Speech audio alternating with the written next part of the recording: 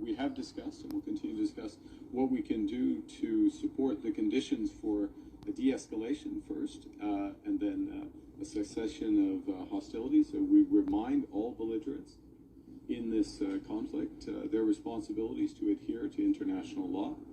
That means no attacks on civilian infrastructure and certainly civilians, and care in that regard. But we are individually and collectively in dialogue with many of the affected nations and doing a number of things to help those. I'll give one final example, which is humanitarian aid furnished to Lebanon, which is experiencing some of the most extreme dislocations from the conflict, and an illustration of the need, as the Prime Minister said, for de-escalation.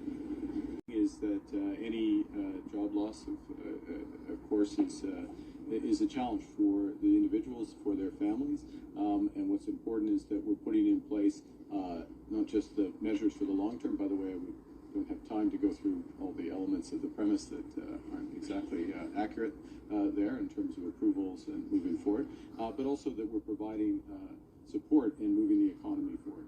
Here's where the Canadian economy is today. Well, we've lost jobs. We've also created jobs. We have taken steps immediately to help Canadians in terms of the tax cut for 22 million Canadians. That is starting to take effect now. The income tax cut there, providing groceries and essentials benefit to Canadians, so the Canadians most affected. That's a benefit that reaches millions of Canadians, including up to about $1,400 over the course of a year for a family of four. There's other measures that are coming that will provide immediate support.